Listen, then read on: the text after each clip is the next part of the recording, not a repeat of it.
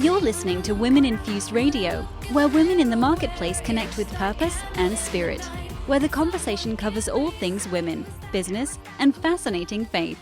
And now, your host, Christy Lynn Olson. Welcome to episode 20 of the Women Infused podcast radio show.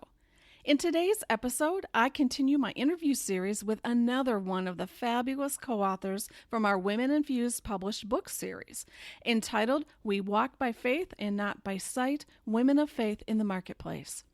It's a 2-volume book series available now on Amazon.com. There's a link in the show notes so you can get your copy today. I also want to share with you a very special bonus that you can receive just by downloading the Women Infused app. Did you know we have an app? We want to give you a free ebook devotional called Love Notes of Encouragement for Women of Faith in the Marketplace. And it's only available when you download and register to log on to our Women Infused Broadcast Network app. When you log on and download the app on your mobile device, it's available for Apple or Android. You just need to register to log on to the app and then go to the channel icon on the bottom of your screen. There, you'll find the Women Infused podcast channel when you click on channels, and then you can find our podcast interview with a link to download your free copy of Love Notes of Encouragement. I like this ebook because it's really a devotional and a journal for you to be inspired and encouraged by reading special notes from our book series authors, and then there's a space below for you to reflect both on the note, what it speaks to you, and what you think God is prompting you to either do or be. When you download the app, you will also be able to hear the entire uncut bonus versions of all of the We Walk by Faith book series interviews so far. And I just know you will learn something that speaks to you from each of these phenomenal women who are right now walking out their calling in the marketplace. So today's interview is with the lovely Debbie Stroman. She is 50 years old and became a believer at the age of 32. When her daughter was young, she went through a divorce, and they started finding out together about who this God person was. You see, everyone had told Debbie now she needed to find a godly man, and she was supposed to be a godly woman. But she didn't really understand what that was. You have to understand, she had just become a Christian, and we're so good at thinking people understand what we talk about just because we've been in the church for our whole life. So since she didn't know what she was supposed to look for, she started studying all of that about what God expected of her and what God looked for in a godly man, and she hasn't stopped since. Her standards and everything she was learning taught her to pray for a man who would pray for her and take her to church. Well, she ended up marrying an ordained minister. Wow! Not only did she get what she asked for, but she didn't understand how unprepared or unqualified she felt at that moment to marry a minister. But God didn't think so. He thought that's exactly what she was supposed to do. Now, Debbie was in sales for 25 years and enjoyed the majority of those years selling. She currently has left the sales industry and is following her calling now of delivering hope one-on-one through a lot of different programs that she's involved with.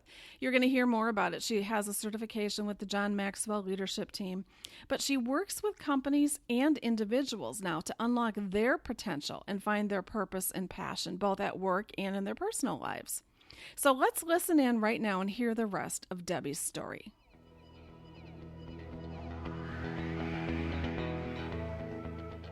Well, today I am so excited to welcome the lovely Debbie Stroman. Now, I have seen through Facebook, I know we all look at each other through Facebook, that we probably share, Debbie, a love for tropical vacations. Would that be true? Absolutely. Very much so. That's actually funny that you actually say that. Well, I love tropical things, and I love looking at your pictures, but I also know that you are a visionary, a goal setter, and definitely a woman whose passion is delivering hope to other women. And in your bio, and I think in your book, it says one woman at a time. So Debbie, welcome, and thank you so much for taking the time to be with us today. Thank you so much for having me. It's a total honor.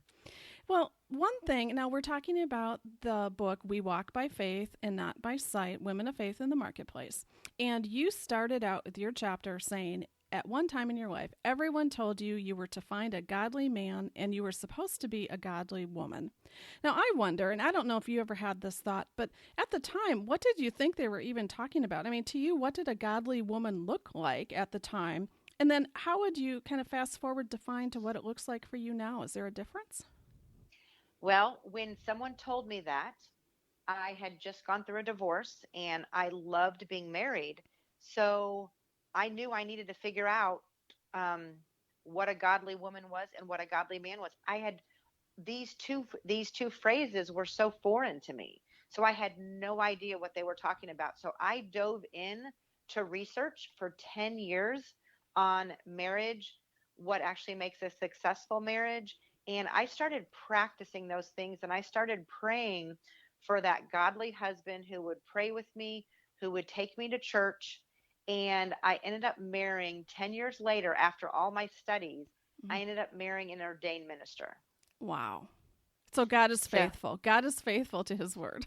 yes, exactly. And then how I see that now is I used to, when I was married before, I would I would do things my way. I would do things the way that the world was doing it. Mm-hmm. And that really wasn't a very successful way. And so now I do it God's way and according to his benefits package and his principles. And I am literally walking out my fairy tale marriage. And it is very exciting. Well, and I think what's exciting for me and hopefully for our listeners as well is to see that as a role model because usually we see all the divorce statistics and we see the negative sides of marriage. But to be able to look at you and your husband today and see that positive role model, even though self-admittedly you said you haven't had it all figured out, but you definitely are being that model and stepping into that space for other people. And I think that is something to be commended. So it sounds like you have a pretty good grasp of what it looks like to be that godly woman. Now, what would you say to a woman who feels like she has to be perfect and she's never going to get there? I mean, what advice would you give her? I'm not sure I think we're ever going to get there. I don't think we're ever going to be that perfect godly woman. My thought is what I always say is keep taking the step to the next stepping stone. Read that next book. Listen to that next message. Say that next one prayer. Just keep on going. And the other thing I can say is be changeable at all times. Listen to a message and put it into action and be consistent with it. And if you're not consistent, stand up and try it again the next day. Just keep being changeable and keep trying because in marriage, it's just an everyday process. It's just an everyday thing that we just want to be better at.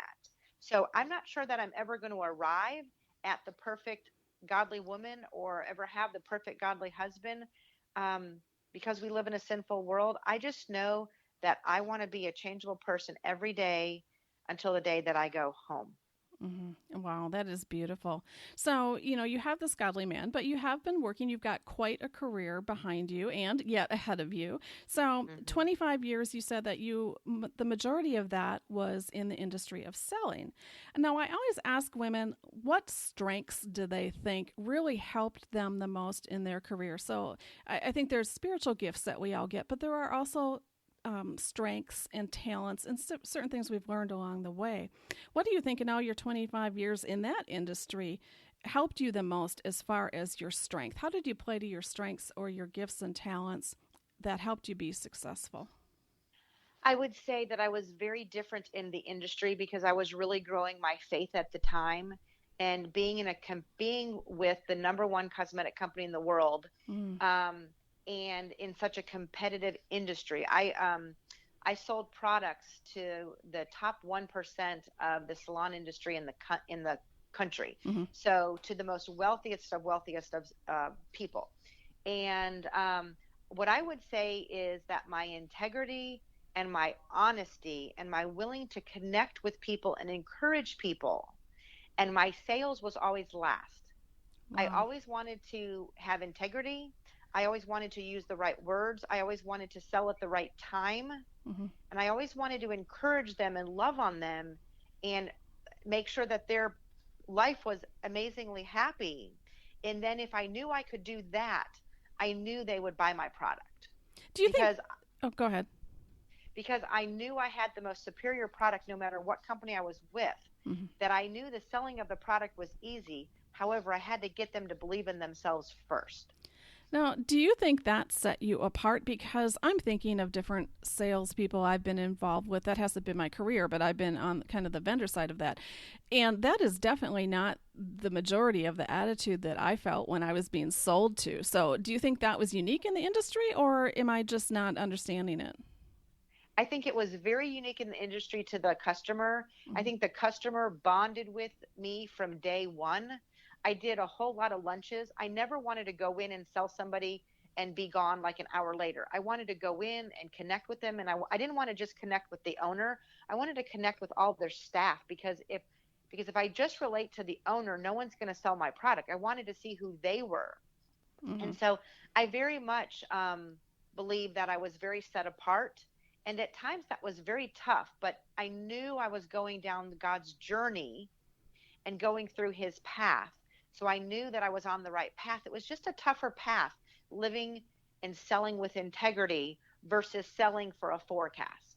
Mm-hmm. And that makes sense. I'm so glad that you could explain that a little better, because some of us don't hear the words integrity, honesty, relationship in selling the way we would like to, but it definitely is there. So you definitely had a unique bent, but that, like you said, is how God wired you. And so if you play to those strengths, we know we will be successful because we're using the design that God gave us. So I'm thinking also, with 25 years of phenomenal success, you must have had early on this idea, like, I have to write a plan. I have to have goals. How important is it for us as women and men, but specifically women as our audience today, to have a written plan versus that idea that just swims in my head and I'll get to it someday? I would have to confess and say, back in the day, I did not have that love of the way that I have for goals, dreams, and visions now. So that wasn't the way that I started my career. Okay. What I can say is, about 10 years ago, I fell in love with a mentor who she just loved dreams and goals the way I do now.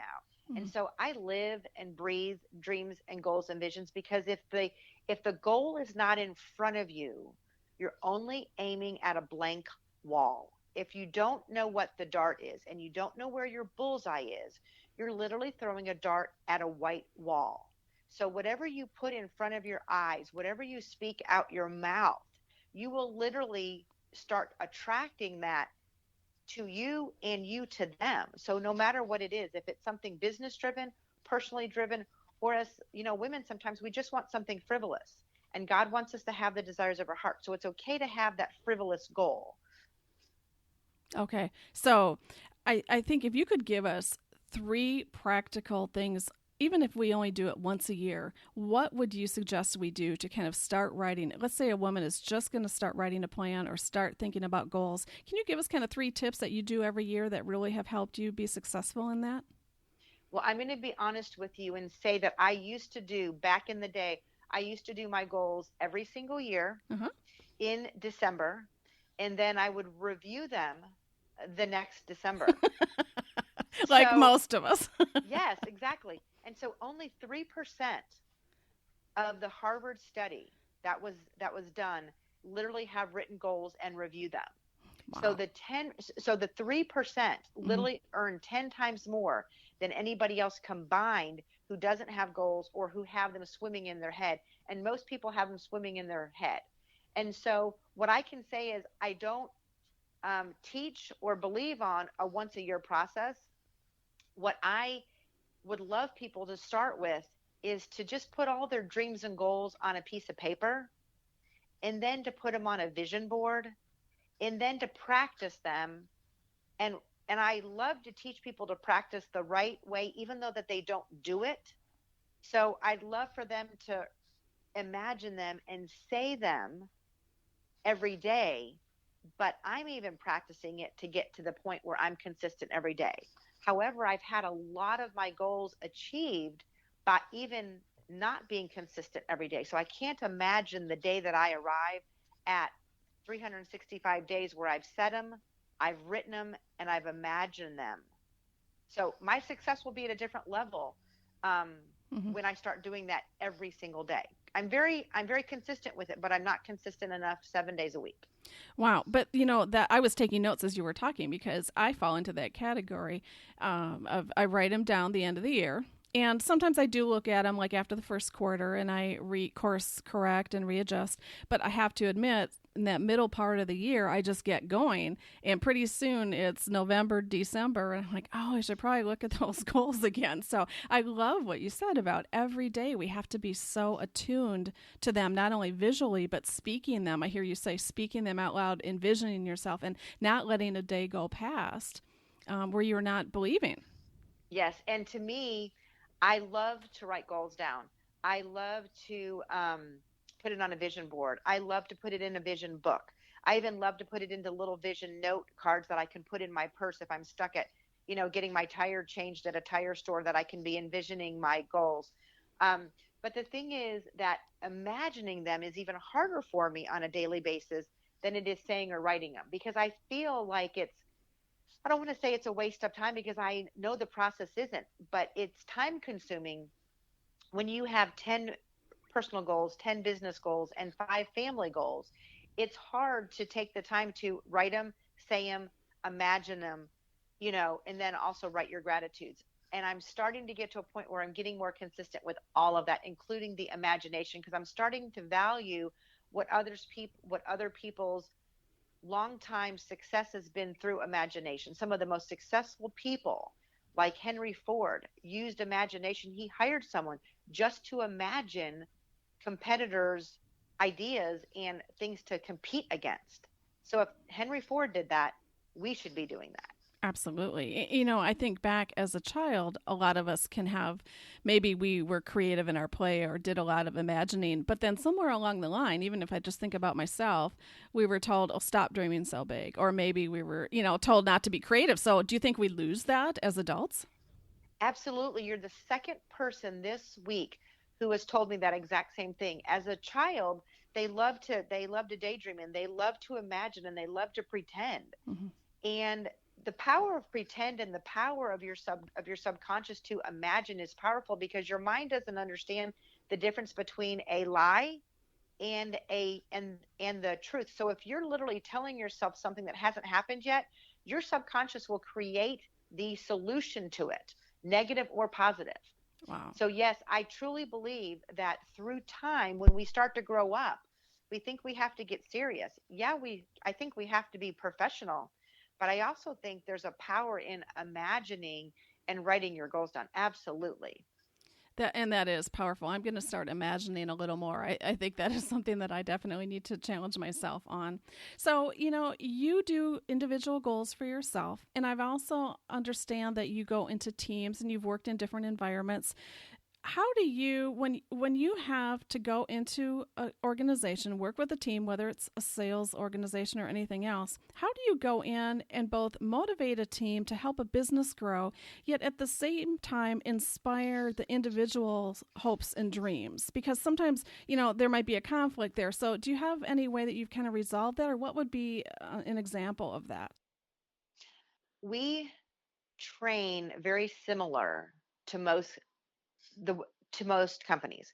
So one of the things that we do is we don't, even though we customize all of our programs, our tools are used differently for different companies. So we recently had a client that we had for 2 years, and it was a very trendy company. It was a very up and coming company, and they were dealing with a lot of turnover. And one of the things that they allowed us to do is they allowed us to do a program called Dream Manager. And that's literally managing people through their personal dreams and goals. And what that is that an owner wants them to succeed in their forecast and their sales goals. And what I want them to do is I want them to achieve those personal goals. However, what probably 98% of the United States does not understand is that you can't drive someone to your business goals unless you care about their personal goals. So I got trained in this program called Dream Manager, and I literally tested 40 women for 2 years out on this program, and we increased this company's sales year over year by 466% in their profit. Wow, that is unheard of. So what was made from this is I really thought I was going in there and I was just going to help create their dreams and goals. And I was going to get them to their Disney or be debt free or get a new car or get their Louis Vuitton purse or whatever their personal goals was. That did not happen. What happened was everybody wrote their goals individually through their one-on-one sessions. However, the first step that stopped everybody was their personal life, their personal relationships. So once I could work them through their personal relationships, then their mindset was stopping them. So then we improved their mindset and replaced their words and replaced their thoughts. And then at the very end, they all told me, I now have confidence.